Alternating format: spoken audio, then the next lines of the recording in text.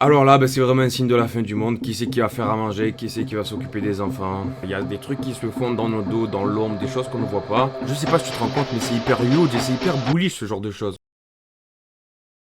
Aïe aïe aïe, le marché picote, on a des couteaux de partout sur le Bitcoin et les altcoins. Ça va pas changer nos habitudes, comme tous les jours on va aller voir quelques news autour de la crypto-monnaie. Et à la fin de la vidéo, on va aller voir une échéance qui arrive à grands pas et qui depuis des dizaines d'années n'a jamais fait défaut. Si tu me suis régulièrement, tu sais de quoi je parle.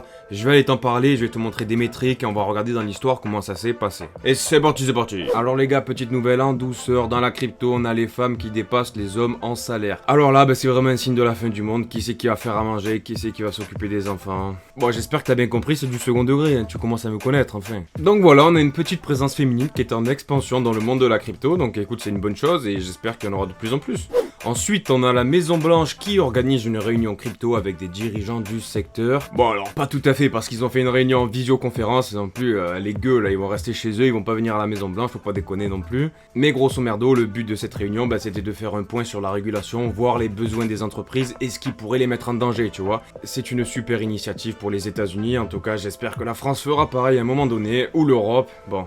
Ensuite, les gars, malgré la chute qu'on est en train de connaître, qui nous fait mal à tous, on a les baleines de Bitcoin qui préparent un potentiel rebond parce que, comme je te l'ai partagé dans un précédent Crypto Daily, on a eu un record de Bitcoin qui a été sorti des exchanges depuis 2015. Je sais pas si tu te rends compte, mais c'est hyper huge et c'est hyper bullish ce genre de choses. On a 84 000 Bitcoins qui ont été sortis des exchanges. Et la psychologie qui est vraiment dure, c'est qu'en fait, c'est pas comme si on travaillait pour EDF pour le coup, ou alors SNCF ou je sais pas quelle boîte, où on jouait avec de l'argent de la boîte. Là, c'est vraiment un autre argent. Donc c'est vraiment très dur de voir des moins 20% sur le Bitcoin et sur les altcoins des moins 80, etc. Genre, c'est pas fait pour tout le monde ce marché-là, on est d'accord, hein. Mais de temps en temps, voilà, il faut savoir dézoomer, il faut savoir prendre du recul, regarder la situation, savoir que le Bitcoin c'est une valeur refuge, on a plein de bonnes nouvelles, c'est vraiment un actif qui aspire la liquidité, on a les USA qui rachètent leurs propres bons du trésor, du coup ça apporte de la liquidité, parce que forcément quand tu achètes tes propres bons du trésor, l'argent il vient pas de nulle part, tu vois, donc l'argent il était créé par la Fed. Ensuite les gars, une petite nouvelle encore un peu soft, on a un mec qui après avoir miné des crypto-monnaies dans un Airbnb, il a laissé une facture de 1500 $. Alors c'est vraiment un gros schlag de ça. Parce que moi j'ai un Airbnb et maintenant ça va me faire peur ce genre de choses là. D'ailleurs aujourd'hui j'ai fait un check-out, le couple était resté une semaine, gros j'étais comme ça parce que quand il reste une semaine, gros ça fait flipper. Et visiblement ce salopard, qu'est-ce qu'il a fait? Il a gagné 100 000 $ grâce aux cryptos qu'il a minés qui ont vraiment pumpé.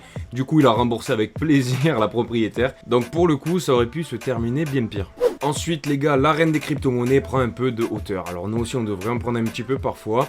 On a eu un record historique sur le Bitcoin, environ 17% de la supply de Bitcoin, soit 3,34 millions de BTC ont été échangés dans une fourchette de prix avoisinant les 63 000 à 69 000.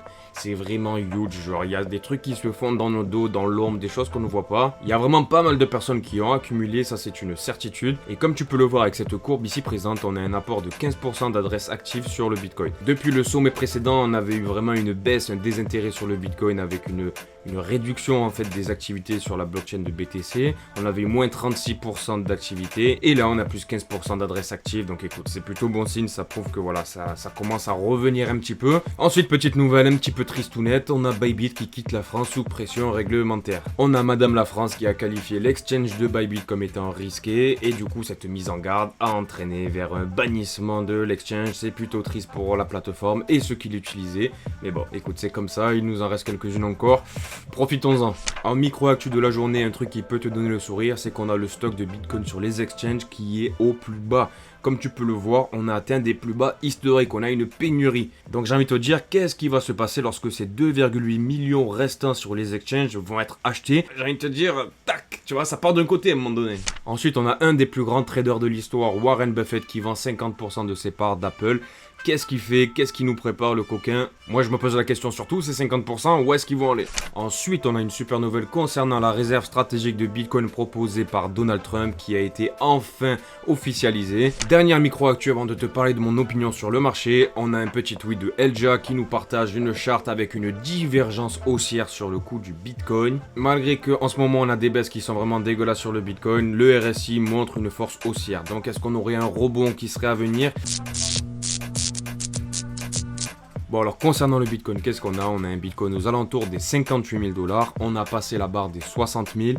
On a cassé notre range vers le bas. On est re-rentré dans notre petite boîte d'accumulation. Est-ce que ça veut dire que c'est la fin? Non. On n'a pas encore atteint des cibles qui sont vraiment dramatiques. Actuellement, on est toujours dans une tendance haussière. Le truc qui peut être pessimiste et qui peut nous faire un peu douter, sur lequel on pourrait se dire ok, les mecs, là, il y a danger. Il faut vraiment commencer à réfléchir et voir comment ça évolue. La zone, selon moi, qu'il faut surveiller, qui peut être dangereuse, c'est la zone des 53 300 $. Parce que si le Bitcoin ira en dessous, ben, ça casserait notre tendance haussière qu'on a eue. Avant d'arriver dans cette zone, pour moi, on est toujours dans un endroit stratégique. On est toujours dans une boîte d'accumulation qu'on n'a pas sortie pour le moment, donc encore pas d'inquiétude pour moi. Par ailleurs, ce que je t'ai dessiné en bleu et en orange, c'est qu'on est en train de dessiner un drapeau qui normalement devrait être haussier. La jambe haussière que tu as eu ici, tu es censé la retrouver là.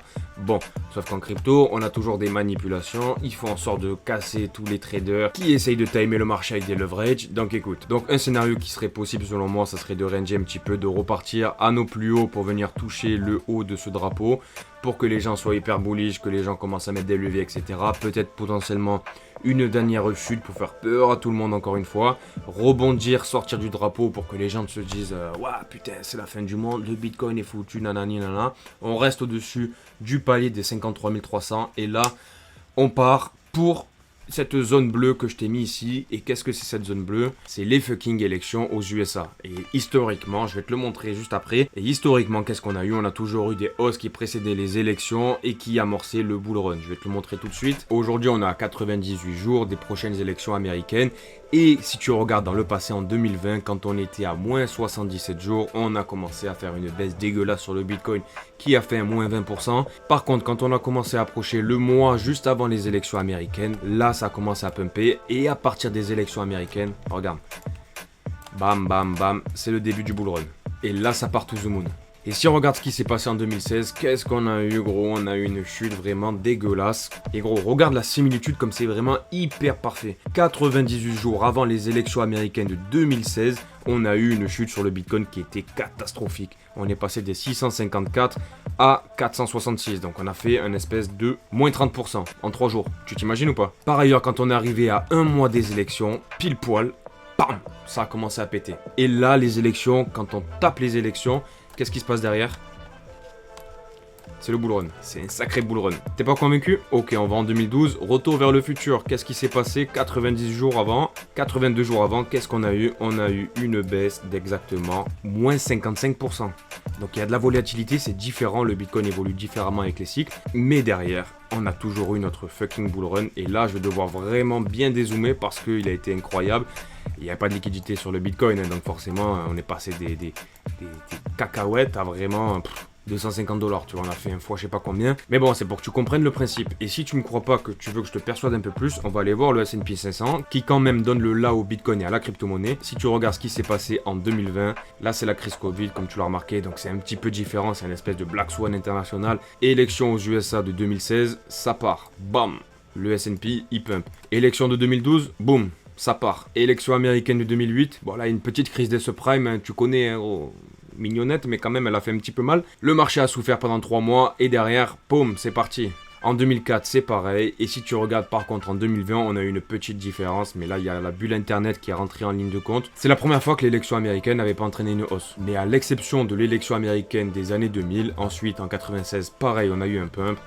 En 92, pareil, je suis obligé de te monter parce que forcément c'était des petits prix là sur le S&P. Et gros, ben ça continue. Donc ce que tu dois retenir avec tout ça, c'est que actuellement on est en train de souffrir, je suis d'accord avec toi. Par contre, si on suit la machine, ben normalement le bull run n'est pas terminé et le bull run devrait continuer et partir dans des plus hauts. C'est fini pour aujourd'hui, rendez-vous demain à 5h du matin. Si tu es investisseur de près ou de loin dans la crypto-monnaie, n'hésite pas à t'abonner à la Crypto Brève. Tu peux me laisser un like, un commentaire, ça sera ma petite récompense pour mon travail. Ciao ciao.